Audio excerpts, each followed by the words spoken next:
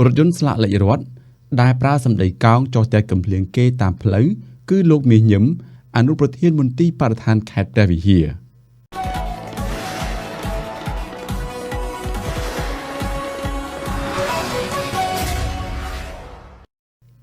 អ្នកបើកបររថយន្តស្លាកលេខរដ្ឋដែលប្រើសម្ដីកោងចោះតែកំភ្លៀងគេតាមផ្លូវគឺលោកមាសញឹមអនុប្រធានមន្ទីរបរិស្ថានខេត្តព្រះវិហារសូមមានការយោគយល់ពេលបើកបរតាមផ្លូវដើម្បីជៀសផុតគ្រោះថ្នាក់ចរាចរណ៍និងបង្កជម្លោះជុំវិញករណីនេះដែរលោកមាសញឹមអនុប្រធានមន្ទីរបរិស្ថានខេត្តព្រះវិហារ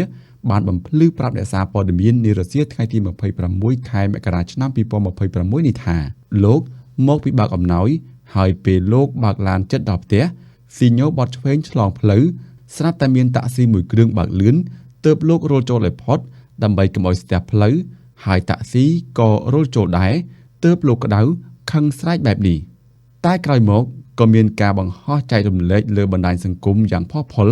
ដោយអ្នកខ្លះជាលោកមាសញឹមអនុប្រធានមន្ទីរបរិស្ថានខេត្តព្រះវិហារបើកបរបត់ឆ្វេងឆ្លងផ្លូវខ្វះការប្រយ័ត្នរីឯអ្នកខ្លះថាខាងតាក់ស៊ីក៏បើកលឿនដែរសូមរំលឹកថាហេតុការណ៍បង្កការភ្ញាក់ផ្អើលនេះបានកើតឡើងកាលពីព្រឹកថ្ងៃទី23ខែមករាឆ្នាំ2026ស្ថិតនៅផ្លូវលេខ62ក្នុងភូមិសាស្ត្រជិតភ្នំត្បែងស្រុកត្បែងមានជ័យខេត្តព្រះវិហារដែលឡែកប្រភពពីលោកផៃវណ្ណៈចាងវាងសារព័ត៌មានម្នាក់ប្រចាំស្រុកខ្មែរយ៉ាងដូចនេះថា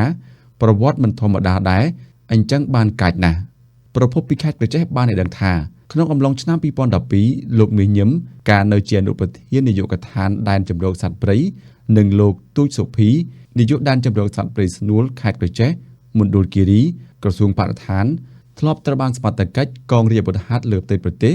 ឃាត់ខ្លួនបញ្ជូនទៅតុលាការហើយតុលាការដាក់ពន្ធនាគារពាក់ព័ន្ធបទល្មើសព្រៃឈើ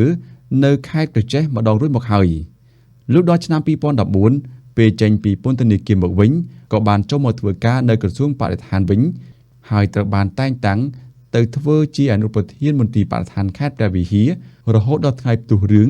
បើកបរលើដងផ្លូវនៅភ្នំត្បែងខេត្តព្រះវិហារដោយសារតែបកគលមាសញឹមធ្លាប់មានប្រវត្តិប្រព្រឹត្តបទល្មើសនិងធ្លាប់ជាប់ពន្ធនាគារទើបធ្វើឲ្យបកគលរូបនេះកោងកាចមិនខ្លាចច្បាប់ចូលចិត្តប្រើហិង្សាដោះស្រាយបញ្ហា